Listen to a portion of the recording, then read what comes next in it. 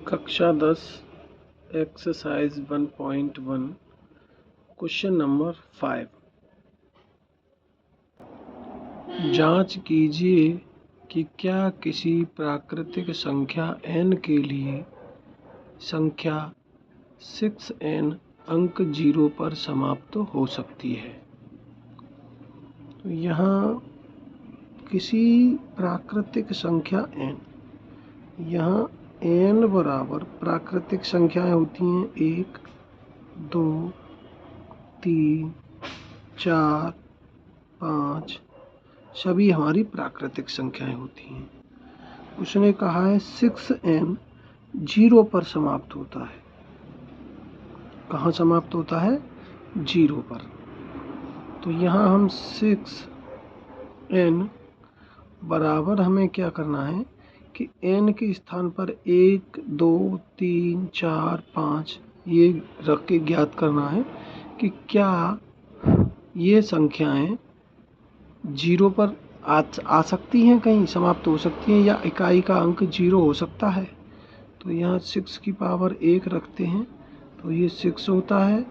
6 की पावर 2 रखने पर 36 और 6 की पावर 3 रखने पर 216 और 6 की पावर 4 रखने पर 1296। 6 छक्के 36, 3 6 एकन 6, 3 9, 6 दूनी 12, 1296। तो यहाँ हमें केवल और केवल संख्याएं 6 पर समाप्त होती नजर आ रही हैं।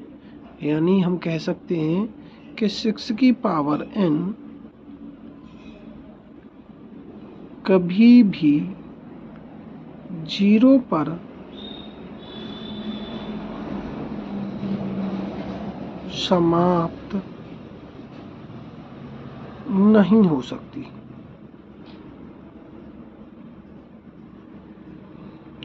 ठीक, चलते हैं क्वेश्चन नंबर 6 की ओर।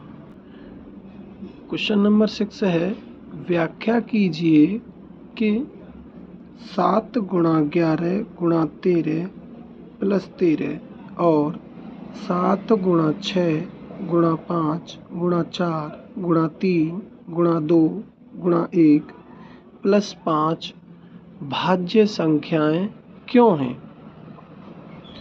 तो यहाँ क्वेश्चन में पूछा गया है कि यदि ये भाज्य संख्याएं हैं तो क्यों हैं। तो हमें सबसे पहले ज्ञात होना चाहिए कि भाज्य संख्याएं कौन सी होती हैं और अभाज्य संख्याएं कौन सी होती हैं। भाज्य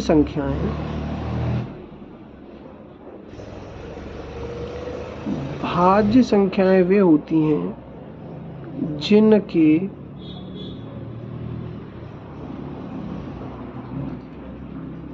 दो से अधिक गुणनखंड होते हैं।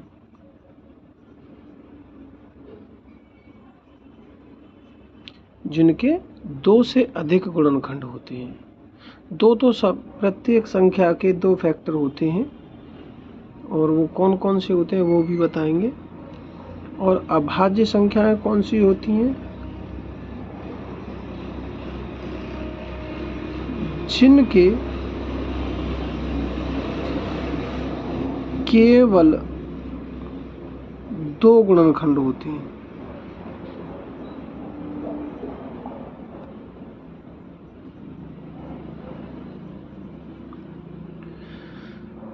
क्या होता है कि यदि हम लेते हैं एक संख्या 5 लेते हैं, 5 कैसी संख्या है? ये हमारी अभाज्य संख्या है। तो इसके 2 गुणनखंड कौन से होंगे? एक तो 1 होगा, 1 से भाग जाएगा इसमें, और एक 5 स्वयं होगा। ये कह सकते हैं कि अभाज्य संख्याएं वे संख्याएं जो 1 से या स्वयं से विभाजित होती हैं, या तो 1 से विभाजित होगी या स्वयं से होगी, वे होती हैं हमारी अभाज्य संख्याएं। और भाज्य संख्याएं कौन सी होती हैं? 1 से और स्वयं से तथा किसी अन्य से भी विभाजित होती हैं। जैसे यहाँ लेते हैं हम 6 हमारी भाज्य संख्या है तो इसके गुणनखंड होंगे, एक तो 1 होगा, 2 से भी भाग जाता है, 3 से भी भाग जाता है और 6 से भी भाग जाता है। तो ये 2 से अधिक फैक्टर हैं, इसके 2 से अधिक गुणनखंड है, तो ये कैसी संख्या है? ये हमारी भाज्य संख्या है। अब संख्या है हमारा पहला 7 गुणा 11 गुणा 13 प्लस 13।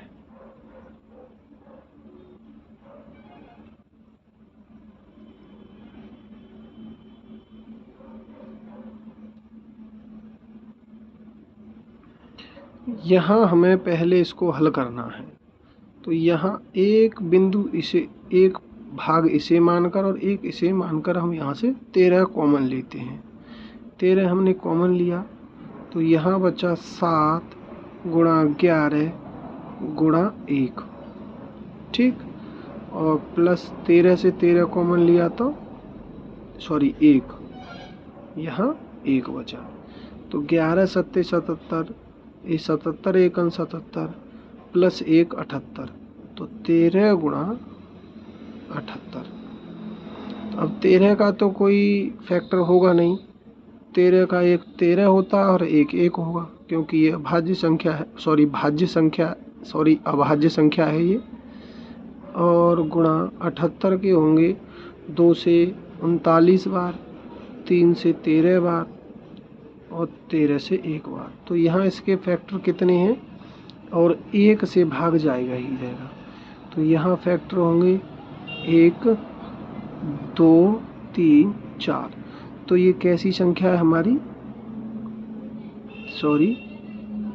भाज्य है। क्यों है? इसके 2 से अधिक फैक्टर हैं, 2 से अधिक गुणनखंड हैं। दूसरी वाली संख्या है हमारी 7 6 5 4 3 2 1 प्लस 5। यहाँ जैसे हमने यहाँ कॉमन लिया था वैसे यहाँ करते हैं आसान करने के लिए, ठीक। यहाँ से 5 कॉमन लेते हैं हम, तो यहाँ बचा 7 6 4 3 2 1 प्लस 1। 5 कॉमन लिया तो यहाँ नहीं लिखा, यहाँ से 5 कॉमन लिया, 1 बचा 5। अब इनका हम मल्टीप्लाई करते हैं, 2 एकन 2, 2 तिया 6, 6 चौक 24, 24 छिक्के 144, 144 सत्ते 1008 प्लस 1, तो 5 गुणा 1009। अभी गुणा करते हैं, ये हो जाएंगे 5000, 5 9 45। तो यहाँ हमें फैक्टर करने होंगे इसके, वैसे इसके फैक्टर करके हमें यहाँ इसके फैक्टर होंगे 5 गुणा 1 गुणा 1009। तो यहाँ भी इसके 2 से अधिक फैक्टर हैं, तो ये भी हमारी कैसी संख्या है? भाज्य है। क्यों है? क्योंकि इनके 2 से अधिक फैक्टर हैं। Question number 7। क्वेश्चन नंबर 7 है, किसी खेल के मैदान के चारों ओर एक वृत्ताकार पथ है। इस मैदान का एक चक्कर लगाने में सोनिया को 18 मिनट लगते हैं, जबकि इसी मैदान का एक चक्कर लगाने में रवि को 12 मिनट लगते हैं। मान लीजिए वे दोनों एक ही स्थान और एक ही समय पर चलना प्रारंभ करके एक ही दिशा में चलते हैं।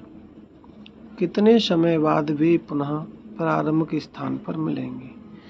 तो ये एक वृत्ताकार पथ है, ये एक वृत्ताकार पथ है और हमने माना कि सोनिया और रवि दोनों इसी के यहाँ से चलना प्रारंभ करते हैं और इसी स्थान पर चलेंगे। तो जो सोनिया को 18 मिनट में एक चक्कर लगाती है, यहाँ से यहाँ तक आने में उसे 18 मिनट लगते हैं, और रवि को एक चक्कर लगाने में यहाँ से यहाँ तक आने में उसे 12 मिनट लगते हैं। तो यही उसने कहा है कि अब ये बताइए कि जब ये दोनों एक साथ निकलते हैं और एक ही दिशा में चलते हैं, कितनी देर बाद पुनः उसी स्थान पर आकर के मिलेंगे, प्रारंभिक स्थान पर मिलेंगे। तो जब ऐसे सवाल आते हैं तो हमें LCM ज्ञात करना होता है। क्या ज्ञात करना होता है? LCM। तो जो 18 मिनट से जो सोनिया है वो 18 मिनट में एक चक्कर लगा रही है, जबकि रवि 12 मिनट में घूम जाता है। तो रवि 12 मिनट में घूमता है, मतलब जल्दी चक्कर लगाता है, और सोनिया देर में चक्कर लगाती है। रवि 12 मिनट में लौटकर यहाँ तक आएगा और सोनिया 12 मिनट में पूरा चक्कर नहीं लगा पाएगी, कहीं यहाँ पीछे ही होगी।